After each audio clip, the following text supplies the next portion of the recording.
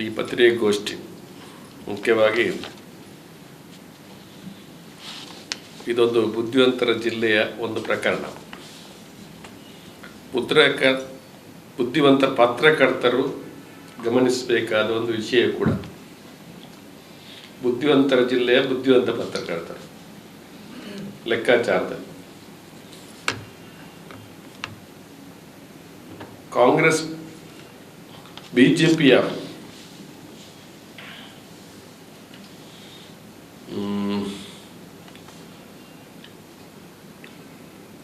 ರಾಜ್ಯಾಧ್ಯಕ್ಷರಾದಂಥ ನಳಿನ್ ಕುಮಾರ್ ಕಟೀಲ್ ಅವರು ಅವರ ಸ್ನೇಹಿತರ ಜೊತೆ ಮಾತಾಡ್ತಾ ರಾಜ್ಯದಲ್ಲಿ ರಾಜಕೀಯ ಬದಲಾವಣೆ ಆಗುತ್ತೆ, ಮುಖ್ಯಮಂತ್ರಿಯ ಬದಲಾವಣೆ ಆಗುತ್ತೆ, ಏನಾದರೂ ನೀವು ಕೊಡುವಂಥದ್ದಿದ್ರೆ ನಂತರ ಕೊಡಿ, ಅದು ಏನು ಅಂತ ತಾವೇ ಅರ್ಥ ಮಾಡಿಕೊಳ್ಬೇಕು. ಯಾವೊಬ್ಬ ಗುತ್ತಿಗೆದಾರರ ಜೊತೆ ಅವ್ರು ಮಾತಾಡೋದು, ನೀವು ಕೊಡುವಂಥದ್ದನ್ನು ಈಗ ಕೊಡಬೇಡಿ. ಅಂದರೆ ಈ ರಾಜ್ಯದಲ್ಲಿ ಯಾವ ಮಟ್ಟದ ಭ್ರಷ್ಟಾಚಾರ ಇದೆ ಅನ್ನೋದನ್ನು ಪರೋಕ್ಷವಾಗಿ ಬಿಜೆಪಿ ಅಧ್ಯಕ್ಷರು ಒಪ್ಪಿಕೊಂಡಾಗೆ ಆಗಿ ಆ ನಂತರದ ಬೆಳವಣಿಗೆ ಬಹುಶಃ ಇದು ನಮಗೆಲ್ಲ ಬುದ್ಧಿವಂತರ ಜಿಲ್ಲೆಯ ಬುದ್ಧಿವಂತ ಪತ್ರಕರ್ತರಿಗೂ ಕೂಡ ಒಂದು ಸವಾಲು. ಇದು ನನ್ನ ಧ್ವನಿಯಲ್ಲ, ಯಾರೋ ಮಿಮಿಕ್ರಿ ಮಾಡಿದ್ದಾರೆ ಅಂತ ಹೇಳಿದ್ರು. ಅಷ್ಟಕ್ಕೆ ನಿಲ್ಲಿಲ್ಲ. ಈ ಜಿಲ್ಲೆಯ ಎಲ್ಲ ಶಾಸಕರ ನಿಯೋಗ ಪೊಲೀಸ್ ಆಯುಕ್ತರ ಹತ್ರ ಹೋಗಿದ್ದಾರೆ, ಇದನ್ನು ತನಿಖೆ ಮಾಡಬೇಕು ಅಂತೇಳಿ. 15 ವರ್ಷ ಲೋಕಸಭಾ ಸದಸ್ಯರಾಗಿ 15 ವರ್ಷ ಅವರು ಲೋಕಸಭಾ ಸದಸ್ಯರಾಗಿ ಕೆಲಸ ಮಾಡಿದಂಥ ನಳಿನ್ ಕುಮಾರ್ ಕಟೀಲ್ ಧ್ವನಿಯನ್ನೇ ಅದು ಮಿಮಿಕ್ರಿಯ ನಿಜವಾದ ಧ್ವನಿಯ ಅಂತ ತಿಳ್ಕೊಳ್ಳಲಿಕ್ಕೆ ಸಾಧ್ಯವಾಗದಂಥ ಶಾಸಕರು ನಮ್ಮಲ್ಲಿದ್ದಾರೆ. ಅವರು ಜನರ ಧ್ವನಿಯನ್ನು ಕೂಡ ತಿಳ್ಕೊಳ್ಳಿಕ್ಕೆ, ಅವರ ಸ್ಪಂದನವನ್ನು ತಿಳ್ಕೊಳ್ಳಿಕ್ಕೆ ಸಾಧ್ಯ ಖಂಡಿತ ಇಲ್ಲ. ಅವರ ಕ್ಷೇತ್ರದಲ್ಲಿ ಅವರ ಅದೇ ಲೋಕಸಭಾ ಸದಸ್ಯರ ಹೇಳಿದ್ದ ಧ್ವನಿಯನ್ನ ಅದು ಅವ್ರದೇ ಧ್ವನಿಯ ಅಥವಾ ಮಿಮಿಕ್ರಿ ಮಾಡಿದ್ದು ಅಂತ ತಿಳ್ಕೊಳ್ಳಲಿಕ್ಕೆ ಆಗದೇ ಇರತಕ್ಕಂಥ ಶಾಸಕರು. ಬಹುಶಃ ನನಗೆ ಅವ್ರ ಬಗ್ಗೆ ಇದು ಅನ್ನಿಸ್ತದೆ, ಕನಿಕರ ಅನ್ನಿಸ್ತದೆ. ಬಹುಶಃ ಇಷ್ಟು ತಿಳುವಳಿಕೆ ಸಾಧ್ಯ ಆಗದಂಥ ಶಾಸಕರು ಜನರ ಸ್ಪಂದನವನ್ನು ಮಾಡಲಿಕ್ಕೆ ಸಾಧ್ಯ ಇದೆ ಅನ್ನೋದೊಂದು ಪ್ರಶ್ನೆ.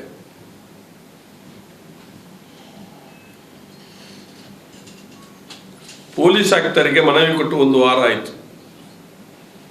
ಮನವಿ ಕೊಟ್ಟು ತನಿಖೆ ಆಗಬೇಕು ಅಂತ ಅರ್ಥ. ತನಿಖೆ ಆಗಬೇಕು. ಮನವಿ ಕೊಟ್ಟದ್ದು ಯಾಕೆ? ತನಿಖೆಗೆ. ನಮ್ಮ ಕಮಿಷನರು ಪೊಲೀಸ್ ಆಯುಕ್ತರು ಸಾಮಾಜಿಕ ಜಾಲತಾಣದ ವಿಚಾರದಲ್ಲಿ ಅದು ನಿರ್ದಿಷ್ಟವಾಗಿ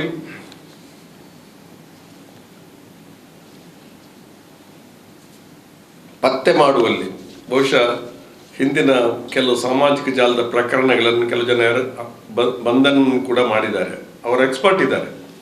ನಮ್ಮ ಕಮಿಷನ್ ಭಾಳ ಎಕ್ಸ್ಪರ್ಟ್. ಸಾಮಾಜಿಕ ಜಾಲತಾಣದಲ್ಲಿ ಯಾರಾದರೂ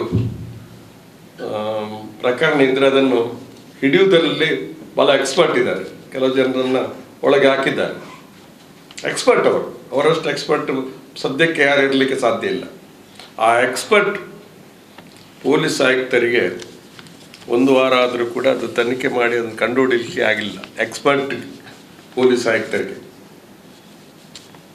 ಅವರು ಸಾಮಾಜಿಕ ಜಾಲತಾಣದ ತಪ್ಪುಗಳನ್ನು ಕಂಡುಹುಡುಕುವಲ್ಲಿ ಅವರು ಭಾಳ ನಿಸ್ಸೀಮರು, ಬುದ್ಧಿವಂತರು.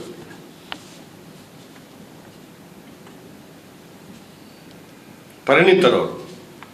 ಇದನ್ನೇ ಪತ್ತೆ ಮಾಡೋದ್ರಲ್ಲಿ ಅವರಿಗೆ ಕಷ್ಟ ಆಗಲಿಕ್ಕಿಲ್ಲ ಅಂತ ಹೇಳುವಂಥ ಒಂದು ವಿಚಾರವನ್ನು ಕೂಡ ನಾನು ಹೇಳಲಿಕ್ಕೆ ಇಷ್ಟಪಡ್ತಾ ಇದ್ದೇನೆ. ಅಂದರೆ ಈ BJPಯವರು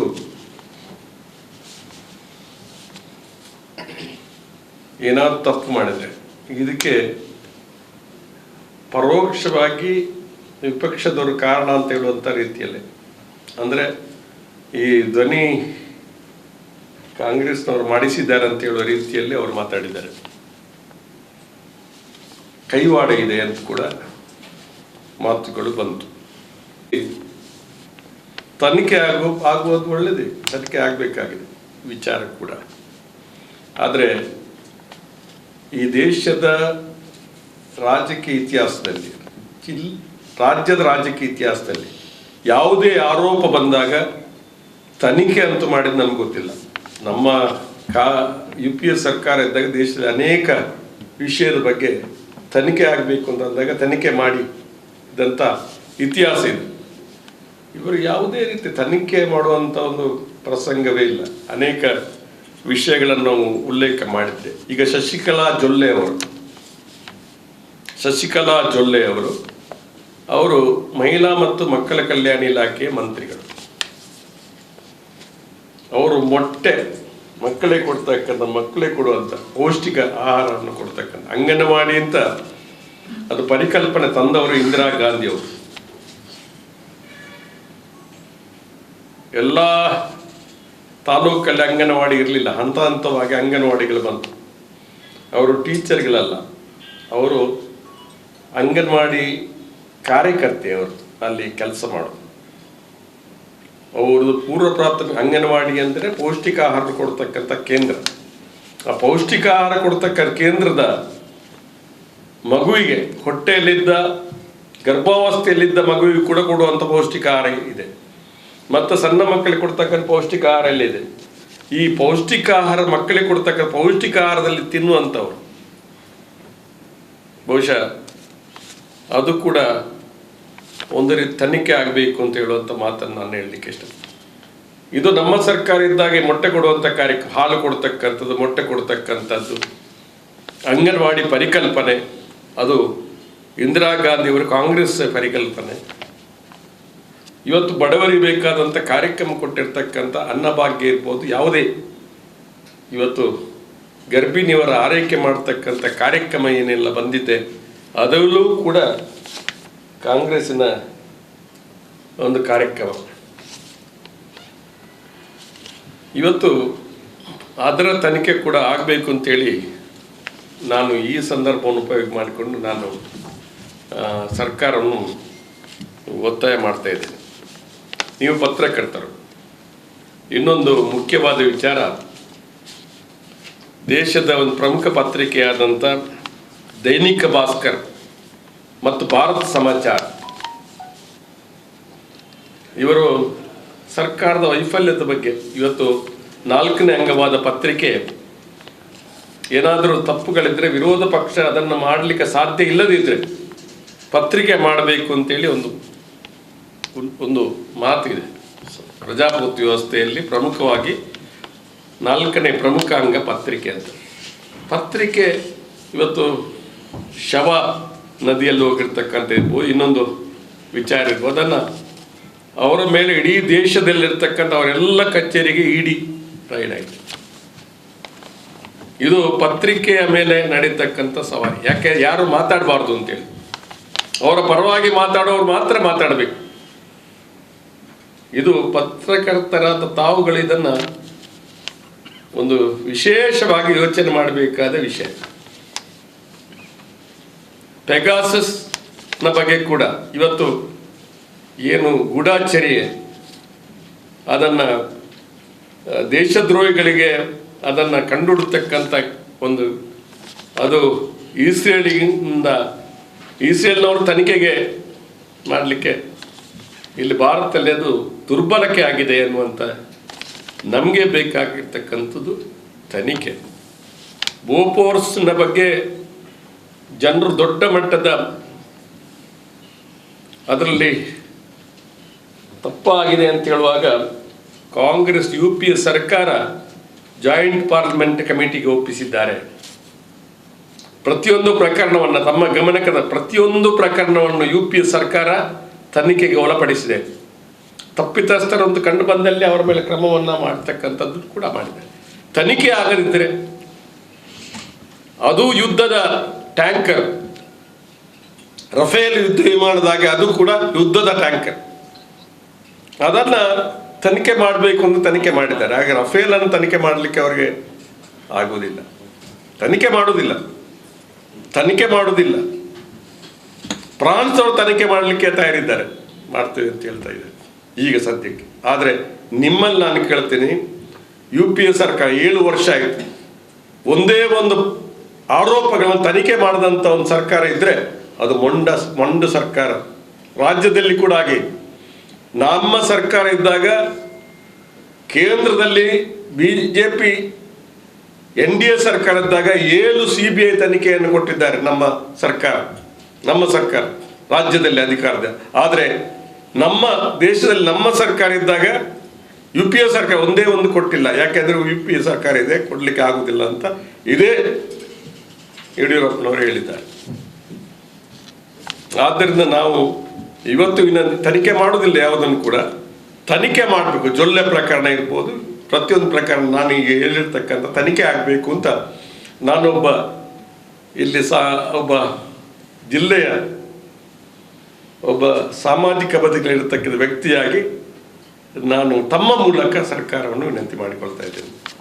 ಕುಮಾರ್ ಕಟೀಲ್ರ ಬಗ್ಗೆ ನಿಮ್ಗೆಲ್ಲರೂ ಪತ್ರಕರ್ತರಿಗೆ ಗೊತ್ತಿದೆ.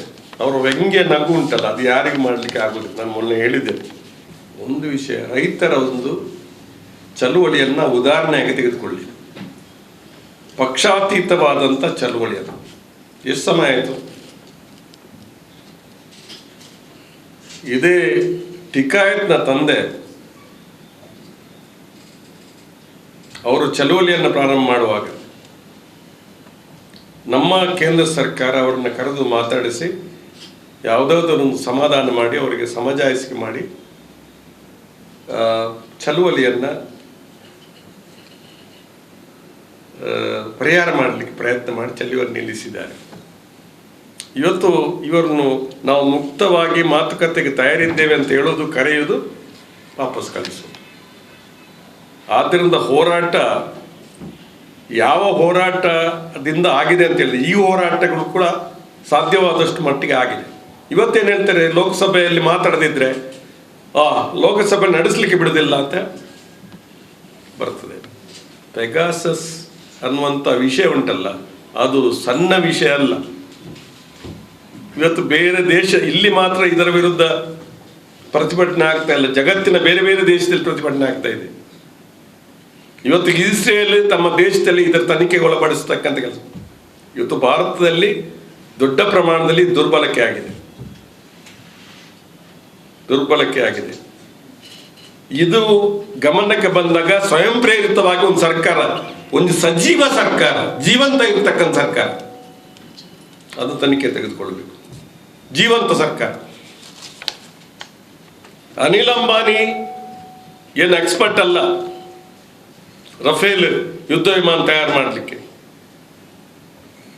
ನಮ್ಮ ಸರ್ಕಾರದ HAL ಕಂಪನಿ ಇತ್ತು, ಅದನ್ನು ಬಿಟ್ಟು ಒಬ್ಬ ಅವನು ಮುಖೇಶ್ ಅಂಬಾನಿ ಬೇಕಾದಷ್ಟು ಇದ್ದವನು, ಇವನು ಸ್ವಲ್ಪ ದಿವಾಲಿ ಹಂತಕ್ಕೆ ಬಂದಿದ್ದವನು. ಅವನಿಗೆ ಕೊಡಬೇಕಾದ್ರೆ ಅದಕ್ಕೆ ಏನು ಅರ್ಥ ಇದೆ? ಇವತ್ತು ತಾವು ಪ್ರಶ್ನೆಗೆ ನಾನು ಉತ್ತರ ನೋಡಿ, ಹೋರಾಟ ಮಾಡುತ್ತೇವೆ. ಹೋರಾಟ ಕೇವಲ ನಾನು ಹೇಳಿದೆ, ವಿಪಕ್ಷ ಮಾಡದೇ ಇರತಕ್ಕಂಥ ಕೆಲಸವನ್ನು ಬಹುಶಃ ಪತ್ರಿಕೆ ಮಾಡಬೇಕು ಅಂತ. ಇವತ್ತು ಬೋಫೋರ್ಸ್ ಹಗರಣ ಬಂದಾಗ ದೇಶದ ಪ್ರಮುಖ ಪತ್ರಿಕೆಯೊಂದು ಬಹಳ ದೊಡ್ಡ ಮಟ್ಟದ ಶಬ್ದನ ಮಾಡಿತು. ಅರುಣ್ ಶೌರಿ ಅವರು ಇದನ್ನು ಎತ್ತಿದ್ದಾರೆ. ಕಡೆಗೆ ಅವರು ಹೇಳ್ತಾರೆ, ನಮ್ಮ ಧ್ವನಿ ಈಗ ಕೇಳಿಸ್ತಾ ಇಲ್ಲ ಯಾರಿಗೂ. ಅವ್ರಿಗೆ ಅರುಣ್ ಶೌರಿ ಅವರೇ ಒಪ್ಪಿಕೊಂಡದ್ದು. ಅವರು ಇದ್ದಾಗ ಅರುಣ್ ಶೌರಿಗೆ ಒಪ್ಪಿಕೊಂಡನ್ನ, ನಾನು ಹಿಂದೆ UPA ಸರ್ಕಾರದ ಧ್ವನಿ ಕೇಳ್ತಾ ಇತ್ತು ಸರ್ಕಾರಕ್ಕೆ, ನಾನು ಈಗ ಧ್ವನಿ ಎತ್ತರೆ ಈ ಸರ್ಕಾರಕ್ಕೆ ಕೇಳಿಸ್ತಾ ಇಲ್ಲ ಅಂತ. ತಮ್ಮ ಪ್ರಶ್ನೆಗೆ ನನ್ನ ಉತ್ತರ ಅರುಣ್ ಶೌರಿ ಅವರು ಹೇಳಿದ ಮಾತು, ನನ್ನ ಮಾತುಗಳು ಪ್ರಭಾವ ಬಿದ್ದಿದೆ, ದೇಶ ತನಿಖೆಗೆ ಕಾರಣ ಆಗಿದೆ. ಆದರೆ ಇವತ್ತು ನನಗೆ ಮಾತಾಡಿದ್ರು ಕೂಡ ನನ್ನ ಧ್ವನಿ ಎಲ್ಲಿಗೂ ಮುಟ್ಟುವುದಿಲ್ಲ ಅಂತೇಳಿ ಅವರು ನೋಡಿ. ಶೌರಿ ನಾನು ಪ್ರತಿಪಕ್ಷದ ಅಂತ ಹೇಳೋದು ಕಿವಿ ಕೊಡೋದಿಲ್ಲ ಅಂತೇಳಿ ಅವರು ಬಾಯಿದ್ದು ಮೂಗರಾಗಿದ್ದಾರೆ, ಕಿವಿ ಇದ್ದು ಕಿವಿಡರಾಗಿದ್ದಾರೆ, ಕಣ್ಣಿದ್ದು ಕೂಡರಾಗಿದ್ದಾರೆ. ಅವರ ಅಧಿಕಾರ ಒಂದೇ. ಇಷ್ಟು ದೇಶದಲ್ಲಿ ಕೊರೋನಾ ವೈರಸ್ ನಲ್ಲಿ ಬಾಧಿತರಾದಾಗ ಇವರು ಚುನಾವಣೆಯಲ್ಲಿ ವೆಸ್ಟ್ ಬೆಂಗಾಲ್ನಲ್ಲಿ ಎಷ್ಟು ಮೀಟಿಂಗ್ ಮಾಡಿದ್ರು ಈ ದೇಶದ ಪ್ರಧಾನಮಂತ್ರಿ ಅವರು? ಹೇಳ್ಬೋದು ಅವರು ಪ್ರಧಾನಮಂತ್ರಿ ಪ್ರಚಾರಕ್ಕೆ ಹೋಗಬಾರ್ದು ಅಂತ. ಹೌದು, ಮನಮೋಹನ್ ಸಿಂಗ್ ಪ್ರಧಾನಮಂತ್ರಿ ಆಗಿಲ್ವಾ? ಎಷ್ಟು ಚುನಾವಣೆಯಲ್ಲಿ ಪ್ರಚಾರಕ್ಕೆ ಹೋಗಿದ್ದಾರೆ ಸರ್ಕಾರ ಅಧಿಕಾರ ಸ್ಥಾನವನ್ನು ಹಿಡ್ಕೊಂಡು. ಅವರು ದೇಶದ ಆಡಳಿತ ವ್ಯವಸ್ಥೆ ಬಗ್ಗೆ ಹೆಚ್ಚು ಗಮನ ಕೊಟ್ಟವರು. ಇವರ ಆಡಳಿತ ವ್ಯವಸ್ಥೆ ಬಗ್ಗೆ ಗಮನ ಕೊಡುವುದಿಲ್ಲ. ಇವರು ಅಧಿಕಾರ ಬೇಕು ಇವರಿಗೆ, ಅದಕ್ಕೆ ಏನ್ ಬೇಕಾದ್ರೂ ಮಾಡ್ತಾರೆ. ಭಾವನಾತ್ಮಕವಾಗಿ ಜನರನ್ನು ಮರಳು ಮಾಡ್ತಕ್ಕಂಥ ಕೆಲಸವನ್ನ ಪ್ರತಿಯೊಂದು ಸಂದರ್ಭದಲ್ಲಿ ಮಾಡ್ತಾರೆ. ಏನಾದರೂ ಒಂದು ವಿಷಯಗಳನ್ನ ಎತ್ತಾರೆ, ಭಾವನಾತ್ಮಕದ ವಿಚಾರ, ಒಂದು ನೈಜ ಸ್ಥಿತಿ ಬಂದಾಗ. ಉದಾಹರಣೆಗಳು ನಿಮ್ಗೆ ಗೊತ್ತಿದೆ, ಯಾವ ಭಾವನಾತ್ಮಕದ ವಿಚಾರಗಳನ್ನು ಎತ್ತಾರೆ ಅಂತೇಳಿ. ಪ್ರತಿ ಸಂದರ್ಭದಲ್ಲಿ ಯಾವುದೋ ವಿಷಯ ಚರ್ಚೆಗೆ ಬಂದಾಗ ಅದನ್ನು ಬಿಟ್ಟು ಇನ್ನೊಂದು ವಿಷಯವನ್ನು ಮುಂದಕ್ಕೆ ತರ್ತಾರೆ. ಡೈವರ್ಟ್ ಮಾಡು, ವಿಷಯಾಂತರ ಮಾಡುವಂತ ಒಂದು ಕೆಲಸ. ಇವತ್ತು ನಾನು ಅದನ್ನು ಹೇಳುವುದಿಲ್ಲ, ತಾವು ಬುದ್ಧಿಜೀವಿಗಳಿದ್ದೀರಿ ಅಂತ ನಾನು ನಿಮ್ಮಲ್ಲಿ ಮಾತಾಡ್ತೇನೆ, ನಿಮಗೆ ತಿಳುವಳಿಕೆ ಇದೆ ಅಂತ ನಾನು ಮಾತಾಡ್ತಿದ್ದೇನೆ. ಎಲ್ಲ ವಿಷಯಗಳು ವಿಷಯಾಂತರ ಮಾಡ್ತಾರೆ. ಹೋರಾಟಗಳು ಕಡಿಮೆ ಆಗಿ ತನಿಖೆ ಆಗದೇ ಇರತಕ್ಕಂಥದ್ದಲ್ಲ, ಹೋರಾಟಗಳು ಎಲ್ಲ ಕಡೆ ಆಗ್ತದೆ. ನಾವು 7 CBI ತನಿಖೆ ರಾಜ್ಯದಲ್ಲಿ ಆಗಿದೆ ಅಂತ ಹೇಳಿದೆವು, ದೊಡ್ಡ ಹೋರಾಟ ಆಗಿದೆ ಅಂತ ನಾನು ಹೇಳುವುದಿಲ್ಲ. ಆದರೆ ಅದೇ UPA ಸರ್ಕಾರ ದೇಶದಲ್ಲಿದ್ದಾಗ ಅದು ಸರ್ಕಾರದ ಪರವಾಗಿರುವಂತ ಏಜೆನ್ಸಿ ಅಂತ ಹೇಳ್ತಿದ್ರು, ಕೇಂದ್ರ ಸರ್ಕಾರ ಪರವಾಗಿರುವಂತ ಏಜೆನ್ಸಿ. ನಾವು ಆಗಲ್ಲ. ನಾವು ಒಂದು ತನಿಖೆ ಅಂತ ಹೇಳಿದ್ರೆ ಅವರು UPA ಸರ್ಕಾರ ಅಲ್ಲ, NDA ಸರ್ಕಾರ ಇದ್ದಾಗ ನಾವು 7 CBI ತನಿಖೆಯನ್ನು ಕೊಟ್ಟವರು. ಅದು ಗಣಪತಿ ವಿಚಾರ ಇರ್ಬೋದು, ರವಿ ವಿಚಾರ ಇರ್ಬೋದು. ಅದು ತನಿಖೆಯಲ್ಲಿ ಅದು ಸುಳ್ಳು ಅಂತ ಸಾಬೀತಾಗಿದೆ. ಅದನ್ನೆಷ್ಟು ಅಪಪ್ರಚಾರ ಮಾಡಿದ್ರು, ಎಷ್ಟು ಪ್ರಮಾಣದಲ್ಲಿ ಎಲ್ಲರೂ ಕೂಡ ಅದಕ್ಕೆ ಪ್ರಚಾರ ಕೊಟ್ಟರು. ಇದು ನಮ್ಮ ಜಿಲ್ಲೆಯನ್ನೇ ನಾವು ಉದಾಹರಣೆ ತೆಗೆದುಕೊಂಡಾಗ ಈ ಜಿಲ್ಲೆಯಲ್ಲಿ ಸುಮಾರು ಭಾವನಾತ್ಮಕ ವಿಚಾರಗಳು ಎತ್ತಿಕೊಂಡು ಅನೇಕ ಹತ್ಯೆಗಳಾಯಿತು. ಒಬ್ಬ ಕಾಂಗ್ರೆಸ್ನವರು ಹಿಂದೂ ಆಗಲಿ ಮುಸ್ಲಿಂ FIR ಇಲ್ಲ. ಅದು 2 ಸಂಘಟನೆಗಳು, ಮತೀಯ ಸಂಘಟನೆಗಳು, ಅವರೇ FIR ಇರುವುದು ಎಲ್ಲ ಹತ್ಯೆ ಪ್ರಕರಣದಲ್ಲಿ. ಇದು ಒಂದು ಜನ ಅರ್ಥ ಮಾಡಿಕೊಳ್ಳಿ, ಒಂದು ಚರಿತ್ರೆ ಇದು. ಯಾರು ಕೂಡ ಕಾಂಗ್ರೆಸ್ ಆಗಲಿ ಮುಸ್ಲಿಂ ಆಗಲಿ ಯಾರು ಕೂಡ ಒಂದು ಹತ್ಯೆಯಲ್ಲಿ FIR ಇಲ್ಲ. ಯಡಿಯೂರಪ್ಪನೇ ಹೇಳ್ತಾನೆ, ಯಡಿಯೂರಪ್ಪನಿಗೆ ಅರ್ಥ ಗೊತ್ತಾಗ್ತದಂತೆ, ಈ MLAಗೆ ಅರ್ಥ ಆಗುದಿಲ್ಲ ಅಂತೇಳಿ. ಯಡಿಯೂರಪ್ಪ ಹೇಳ್ತಾನೆ ಅದು ಅವನದೇ ಧ್ವನಿ ಅಂತೇಳಿ. ಆದ್ರೆ MLAಗಳಿಗೆ ಅರ್ಥ ಆಗುವುದಿಲ್ಲ. ಒಟ್ಟಿಗೆ ಇದ್ದಂತೆ MLAಗಳು, ಅದು ಆಶ್ಚರ್ಯ. ಎಲ್ಲರೂ ವೈರಲ್ ಮಾಡಿದ್ದಾರೆ. ವೈರಲ್ ಆಗ್ಬೇಕಾಗಿತ್ತು, ಆಗಿದೆ. ಧನ್ಯವಾದಗಳು.